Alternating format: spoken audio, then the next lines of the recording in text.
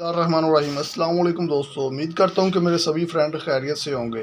कुर्बानी किन पर वाजिब है और कुर्बानी वाजिब होने के लिए 5 चीज़ों की ज़रूरत अहम है। वो कौन सी 5 चीज़ें होनी चाहिए जब कुर्बानी आप पर वाजिब होती है? मौलाना तारक मसूद साहब से हम सुनते हैं। क़ुरबानी किस शख्स पर वाजिब है, क़ुरबानी किस पर वाजिब है, इसके निसाब के बारे में तफसील से बता दें आसिफ साहब कश्मीर से। जनाब आसिफ साहब, क़ुरबानी के निसाब में 5 चीज़ें देखी जाएंगी। 5 ये खूब अच्छी तरह दिमाग में बिठा लें। और ये 5 चीज़ें किस दिन देखी जाएंगी? बकरा ईद की सुबह सादिक यानी 10 ज़िलहिज्जा की सुबह सादिक से लेकर 11-12 ज़िलहिज्जा के गुरूब आफ्ताब, यानी ये जो 3 दिन है ना क़ुरबानी के, 10, 11, 12, इन 3 दिनों में कोई शख्स साहिब निसाब हो तो उस पर क़ुरबानी वाजिब है। साहिब निसाब का मतलब क्या है? यहाँ पर क़ुरबानी पर खूब समझ लें।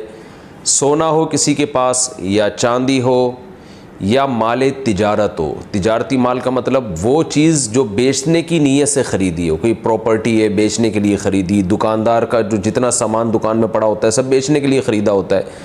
कोई कपड़ा आपने ख़रीदा था, ख़रीदते हुए बेचने की नीयत थी, तो ये तिजारती माल कहलाता है। चौथी चीज़ है नक़द रकम, कैश, यानी जो भी आपके पास बैंक में या जेब में जो कैश अमाउंट पड़ा होता है। ये 4 चीज़ें हो गई। 5वीं चीज़ है ज़रूरत से ज़ायद सामान। ज़रूरत से ज़ायद सामान में बहुत तफसील है। आसान इसकी एक जो हम अगर ज़ब्त कर सकते हैं तो वो चीज़ जो पूरे साल भी इस्तेमाल ना होती हो। घरेलू चीज़ों में वो चीज़ें जो पूरे साल भी इस्तेमाल ना होती हो, जैसे कपड़े कोई या बर्तन है, डिनर सेट है, पूरे साल इस्तेमाल नहीं आता। इसी तरह कोई प्रॉपर्टी पड़ी हुई है जो ना किराए पर दी है आपने और ना आप उसमें रहते हैं, वो प्रॉपर्टी भी ज़रूरत से ज़ायद में दाखिल है। तो ये जो 5 चीज़ें हैं, किसी के पास ये 5 चीज़ें, इनकी जो वैल्यू लगाई जाएगी तो इन 5 चीज़ों का मजमुआ अगर 52.5 तोला चांदी के बराबर है। 52.5 तोला चांदी आजकल 65-70 हज़ार के लगभग है, नेट पे सर्च कर लीजिएगा। तो किसी के पास ये 5 चीज़ें, या 5 में से 4 चीज़ें, या 4 में से 3 चीज़ें, या 3 में से 2 चीज़ें, या कोई एक चीज़ 52.5 तोला चांदी के बराबर है, और ये बकरीद की सुबह सादिक से लेकर ज़िलहिज्जा की 12 तारीख़ की गुरूब आफ्ताब से पहले तक रहती है उसके पास, तो ऐसे शख्स पर, यानी बकरीद की सुबह सादिक के वक्त उसके पास ये निसाब मौजूद था और ये 13 तारीख़ की ज़िलहिज्जा तक उसके पास ये निसाब मौजूद रहता है, तो वो साहिब निसाब कहलाएगा। 13 तारीख़ नहीं, सॉरी 12 तारीख़, 10, 11, 12, 3 दिन, तो वो साहिब निसाब कहलाएगा और उस पर क़ुरबानी वाजिब है। बशर्ते के ये जो 5 चीज़ें या 4 या 3 या 2 चीज़ें मैंने बताई हैं, इनमें से सबसे पहले कर्ज़ा माइनस किया जाएगा, यानी कर्ज़ा माइनस करके 52.5 तोला चांदी के बराबर बन रहा हो। इसी तरह गैस बिजली का बिल जो इनके ऊपर लाजिम है वो भी इसमें से, या जो महीने का राशन आएगा वो भी माइनस किया जाएगा। जो घर का ज़रूरी राशन होता है ना, वो भी माइनस किया जाएगा। माइनस करने के बाद अगर 52.5 तोला चांदी के बराबर रकम बच रही है तो ऐसे शख्स पर क़ुरबानी वाजिब है, चाहे मर्द हो चाहे औरत हो। तो औरत कैसे क़ुरबानी करेगी? सोना ख़वातीन के पास बहुत होता है, चांदी होती है, चांदी नहीं भी हो तो सोने के निसाब जो है उसके साथ अगर 1 रुपया भी है तो वो भी 52.5 तोला चांदी की कीमत देखी जाएगी उसमें भी। तो औरत कैसे क़ुरबानी करेगी? उसके पास तो कैश नहीं होते आम तौर पे, तो पूरे साल जमा करे, थोड़े थोड़े अपनी जेब खर्ची से बचाया करे या सोना को बेच कर करे। अलबत्ता किसी के पास सिर्फ सोना ही है और यानी बाकी 4 चीज़ों में से कुछ भी नहीं, 1 रुपया भी नहीं है, तो फिर 7.5 तोला सोना जब तक नहीं होगा क़ुरबानी वाजिब नहीं होगी। यानी सोने के साथ अगर चांदी है या पैसे हैं या तिजारती माल या ज़रूर से ज़्यादा सामान है, फिर सोने की वैल्यू देखी जाएगी, सोने को नहीं देखा जाएगा। लेकिन अगर सिर्फ सोना ही है तो फिर 7.5 तोले सोने से कम पे ना ज़कात होती है ना क़ुरबानी होती है। तो ये है, तफसील से आपको बता दिया। तो आप चाहें तो उसमें एक गाय में हिस्सा ले लें, चाहें तो बकरा ले लें, चाहें तो दुम्बा ले लें। मर्द पर अलग वाजिब है, औरत पर अलग वाजिब है, जो भी साहिब निसाब होता है।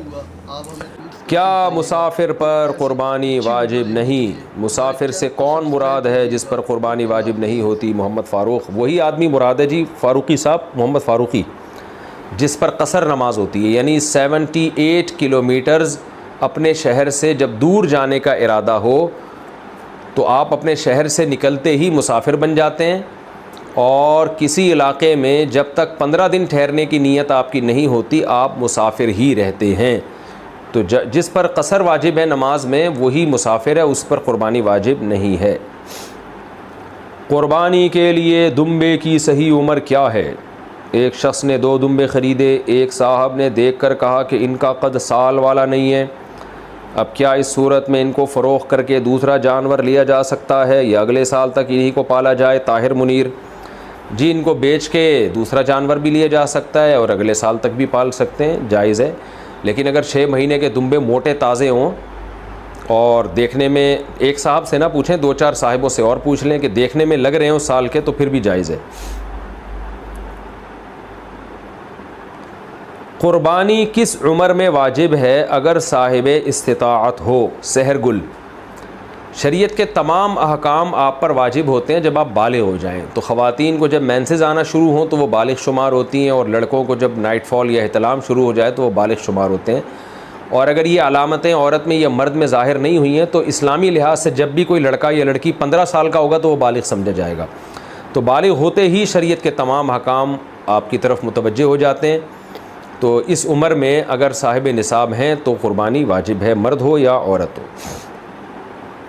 अपनी क़ुरबानी छोड़कर वालिदैन की तरफ से क़ुरबानी करना, मैं इस साल अपनी क़ुरबानी ना करूं, वालिदैन की तरफ से कर लूं, तो क्या ये जायज़ है? MS फ़ारूक़ी बरतानिया से। देखें, अगर आपके वालिदैन वफ़ात पा चुके हैं तो फिर अगर आप वालिदैन की तरफ से करते हैं वो हकीकत में आप ही की तरफ से होती है, उसका सवाब वालिदैन को पहुँचा रहे होते हैं, तो उसमें आपका अपना वाजिब भी अदा हो जाएगा। लेकिन अगर आपके वालिदैन हयात हैं तो आप उनकी तरफ से क़ुरबानी कर रहे हैं उनकी परमिशन से, तो फिर आपकी क़ुरबानी नहीं होगी, बल्कि एक जानवर में 2 बंदों की भी नहीं होगी, अब्बा अम्मा दोनों की नहीं होगी। 2 हिस्से लेने पड़ेंगे या 2 जानवर करने पड़ेंगे, तब अब्बा और अम्मा की होगी। तो ऐसी सूरत में फिर आप अगर साहिब निसाब हैं तो आप गुनहगार रह जाएंगे। तो अगर आपके वालिदैन हयात हैं, ज़िंदा हैं, तो फिर तो आप अपनी तरफ से क़ुरबानी करें, और वालिदैन साहिब निसाब हैं तो उनकी तरफ से अलग कर लें, साहिब निसाब नहीं है तो ज़रूरत नहीं है करने की। और अगर वालिदैन दुनिया से जा चुके हैं तो उनकी तरफ से क़ुरबानी वो असल में आप ही की अपना ही क़ुरबानी कहलाती है, क्योंकि मुर्दा जो है वो तो शरई अहकाम का, इबादत का मुकल्लफ़ नहीं है, जो मैयत है। तो आप ही की क़ुरबानी होगी, आपका वाजिब भी अदा हो जाएगा और सवाब भी उनको इंशाअल्लाह वालिदैन को मिल जाएगा। मेरे दोस्तों ने ये वीडियो मुकम्मल देख ली, तो कैसी लगी आपको वीडियो?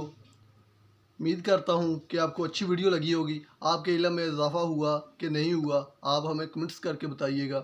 और ऐसी अच्छी वीडियो देखने के लिए हमारे चैनल को सब्सक्राइब कीजिएगा। ओके, अल्लाह हाफिज़।